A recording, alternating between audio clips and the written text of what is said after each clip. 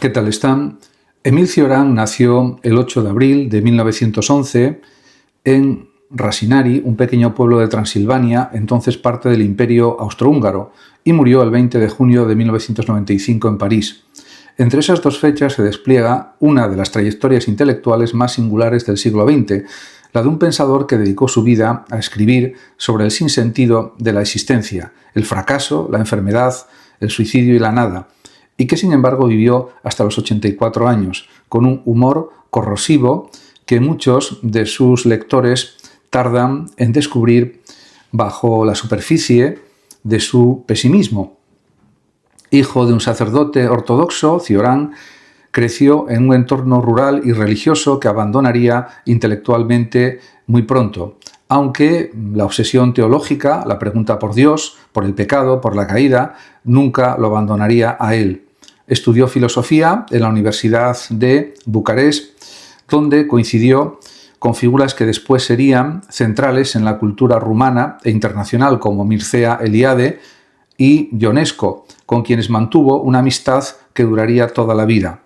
Fue precisamente en Bucarest donde Cioran padeció un insomnio crónico y devastador, que él mismo situó como el origen real de su filosofía. No llegó al pesimismo por lectura de libros, sino por la experiencia física y agotadora de no poder dormir, de habitar la conciencia en carne viva durante años. Cioran repitió muchas veces que ese insomnio le enseñó más sobre la existencia que toda la biblioteca filosófica junta. En 1933 viajó a Alemania con una beca donde entró en contacto con el ambiente intelectual de la época, incluyendo el pensamiento de Nietzsche, Spengler y las corrientes vitalistas que dominaban ciertos círculos universitarios alemanes. Fue también la época en la que, como otros jóvenes rumanos de su generación, mostró simpatías hacia movimientos de extrema derecha, un episodio biográfico oscuro y polémico que él mismo lamentaría después y sobre el que la crítica sigue debatiendo sin que jamás llegara a renegar plenamente ni a explicar del todo esa etapa. En 1937 se trasladó definitivamente a París gracias a otra beca, ciudad en la que residiría el resto de su vida, primero escribiendo aún en rumano y a partir de finales de los años 40 del siglo XX, adoptando el francés como lengua de escritura, una decisión que él describió como una auténtica mutación. Cambiar de idioma, decía, es casi cambiar de alma. Cioran vivió en París de forma extremadamente austera, rechazando cargos académicos, premios literarios y una vida pública convencional. Se instaló en una buhardilla del barrio latino, llevó una existencia casi monástica y se convirtió paradójicamente en una figura de culto. El filósofo que predicaba el fracaso se transformó, sin buscarlo, en un referente intelectual de referencia obligada para varias generaciones de escritores, pensadores y lectores atraídos por la honestidad radical de su pensamiento. En cuanto a los fundamentos de su filosofía, hay que decir que el pesimismo como método, no como pose, es algo característico de su filosofía. Lo primero que conviene aclarar sobre Cioran es que su pesimismo no es una actitud decorativa o una provocación literaria, es un método de indagación filosófica. Mientras la tradición occidental, desde Platón hasta Hegel, construyó sistemas que buscaban dar sentido, coherencia y dirección a la existencia, Cioran, en cambio, se sitúa deliberadamente en la parte opuesta. Para él, todo sistema filosófico es en el fondo una forma de consuelo disfrazado de verdad. Los filósofos, decía, construyen catedrales conceptuales para no tener que mirar de frente el abismo. Cioran se niega a ese consuelo. Su filosofía no ofrece salida, y esa ausencia deliberada de salida es precisamente su honestidad.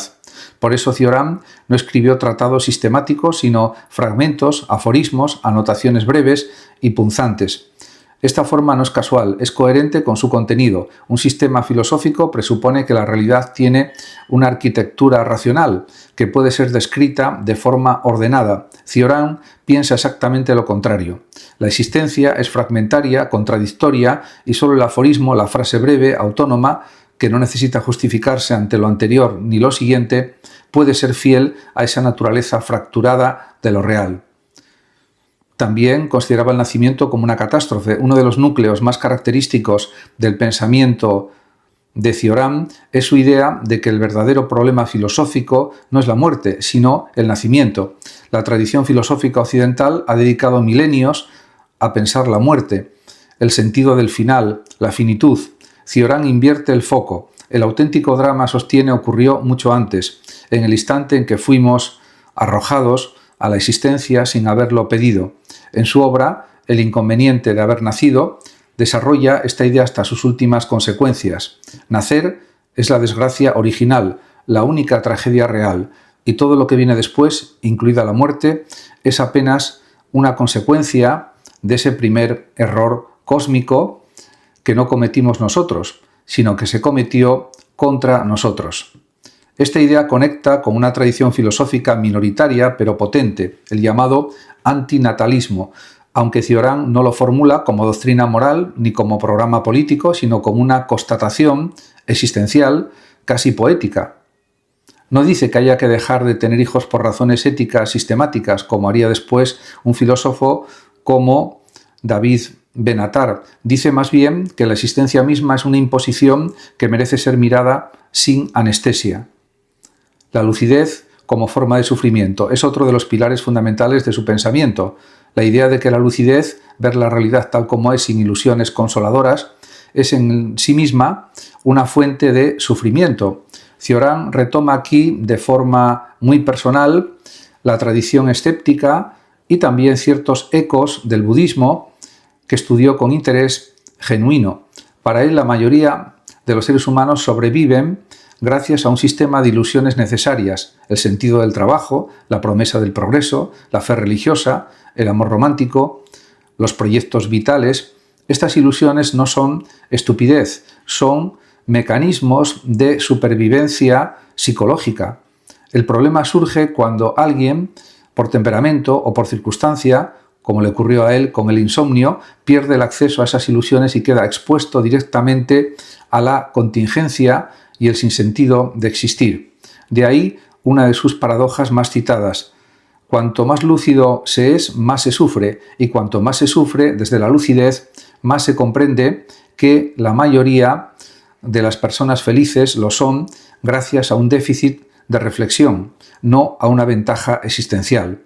Esto no es en Cioran un elogio de la ignorancia, sino una constatación amarga. La conciencia excesiva es incompatible con la vida cómoda.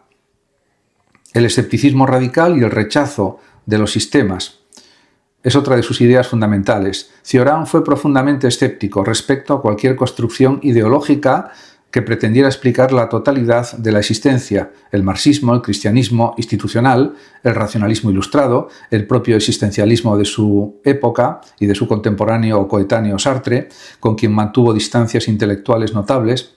Para Cioran, toda ideología que promete redención, ya sea religiosa, política o filosófica, es sospechosa, porque sustituye la experiencia directa e incómoda de vivir por una narrativa tranquilizadora. Este escepticismo lo lleva también a una relación muy particular con la verdad. Cioran no cree que la filosofía deba aspirar a la verdad objetiva y sistemática, sino a la sinceridad subjetiva. No pretende demostrar nada con rigor lógico como haría un filósofo analítico. Pretende testimoniar una experiencia de la existencia con la máxima honestidad posible, aunque esa honestidad sea contradictoria, cambiante o incómoda. También considera el humor como un contrapeso, un rasgo que sorprende a quien se acerca por primera vez a Cioran. Es su humor negro, elegante, casi aristocrático. A pesar del contenido devastador de sus temas, la muerte, el fracaso, el tedio, la inutilidad de todo esfuerzo humano, su prosa está atravesada por una ironía constante. Cioran decía que si no hubiera podido reírse de la tragedia de existir, se habría suicidado mucho antes. El humor, en su filosofía, no es una contradicción del pesimismo, sino su forma más elegante de supervivencia: reírse del abismo sin negarlo. La escritura fragmentaria, como estilo filosófico, ya se ha mencionado, pero merece un desarrollo propio. Cioran es, junto a Nietzsche y Pascal, uno de los grandes maestros del aforismo filosófico. Su estilo se caracteriza por frases cortas, cortantes, memorables, que buscan el impacto inmediato antes que el desarrollo argumentativo extenso. Esta elección estética es también una declaración filosófica. Desconfía del razonamiento largo, porque cree que el exceso de argumentación es muchas veces una forma de autoengaño retórico. El aforismo, en cambio, no puede mentirse tanto a sí mismo, es demasiado breve para construir un sistema de autoengaño elaborado. En cuanto a influencias en su formación filosófica, Cioran fue un lector voraz y ecléctico. Entre sus influencias más determinantes destaca, en primer lugar, Nietzsche, de quien toma la crítica radical a la moral tradicional, el cuestionamiento de los valores establecidos y cierto estilo aforístico, aunque Cioran carece por completo del impulso afirmativo y vitalista nietzscheano. Donde Nietzsche propone el sí a la vida a través del superhombre, Cioran se queda en la negación, sin dar el salto afirmativo. También fue decisiva la lectura de los místicos cristianos, especialmente del ámbito de la teología negativa, que hablan de Dios por negación, por lo que Dios no es. Cioran traslada ese método a la existencia misma. No puede decir qué es la vida, pero puede describir con precisión todo lo que la vida no ofrece. Schopenhauer es otra influencia evidente, sobre todo en la idea de la existencia como sufrimiento estructural y en el pesimismo metafísico como punto de partida filosófico, legítimo, no como simple estado de ánimo. De Pascal, por ejemplo, toma la conciencia de la fragilidad humana y el gusto por el fragmento breve y penetrante como forma filosófica. Su paso por Alemania lo puso en contacto con el vitalismo de Spengler y con el ambiente intelectual convulso de entreguerras, que marcaría también de forma más problemática su cercanía juvenil a discursos nacionalistas de los que después se distanciaría en gran medida, aunque sin un ajuste de cuentas explícito y sistemático en su obra posterior. Finalmente, su interés por el budismo y el pensamiento oriental le proporcionó un vocabulario distinto para hablar del desapego, la impermanencia y la disolución del yo, temas que aparecen constantemente en su obra madura. En cuanto a obras principales, se puede decir que la obra de Cioran ha sido ampliamente traducida al español y entre sus títulos más relevantes se encuentran En las cimas de la desesperación, su primer libro, escrito en rumano, El libro de las quimeras, Breviario de podredumbre, una de sus obras más célebres ya en francés, Silogismos de la amargura, La tentación de existir, Historia y utopía, La caída en el tiempo, El aciago de Miurgo, Del inconveniente de haber nacido, probablemente su libro más leído y citado, Ejercicios de admiración, Adiós a la filosofía y otros textos, Cuadernos, de 1957 a 1972, su extenso diario íntimo publicado póstumamente y sobre Francia, entre otros títulos y recopilaciones. Y hay que decir que durante el siglo XX Cioran ejerció una influencia notable sobre escritores y pensadores, como por ejemplo puede hablarse de Samuel Beckett, un espíritu afín, y ambos compartieron el círculo intelectual parisino de posguerra, marcado por el absurdo y la desolación existencial. Su pensamiento resonó también en autores vinculados al nihilismo literario y al existencialismo heterodoxo, situándose siempre en los márgenes de las corrientes dominantes sin adscribirse jamás de forma completa al existencialismo de Sartre ni al estructuralismo que dominaría después la escena francesa. En la actualidad, la vigencia de Cioran ha crecido de forma notable, especialmente entre generaciones jóvenes que encuentran en su escritura fragmentaria y descarnada una forma de nombrar el malestar contemporáneo, la ansiedad, el agotamiento vital, la sensación de absurdo frente a un mundo hiperproductivo y saturado de estímulos. Sus aforismos circulan hoy de forma masiva en redes sociales, a menudo descontextualizados, convertidos en frases breves que conectan sorprendentemente bien con el formato digital, algo que resulta paradójico tratándose de un pensador que despreciaba la vida pública y la exposición mediática.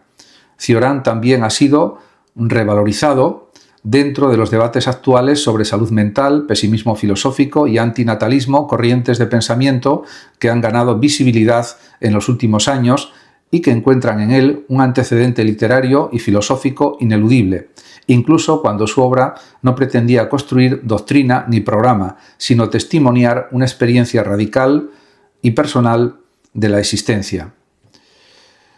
Leer a Cioran no es buscar consuelo, sino renunciar deliberadamente a él para ganar a cambio una forma extraña de lucidez. Su filosofía no ofrece un sistema que seguir ni una doctrina que aplicar, ofrece en cambio un espejo incómodo en el que reconocer la fragilidad, la contingencia y el humor amargo que atraviesan la experiencia de existir. Quizás por eso, casi un siglo después de sus primeros escritos, su voz sigue sonando incómodamente actual. Muchas gracias a todos por su atención y hasta mi próximo vídeo. El que lo desee puede compartir este vídeo, darle like o suscribirse a mi canal de YouTube en el que ya dispongo de más de 13.800 vídeos. Muchas gracias y hasta siempre.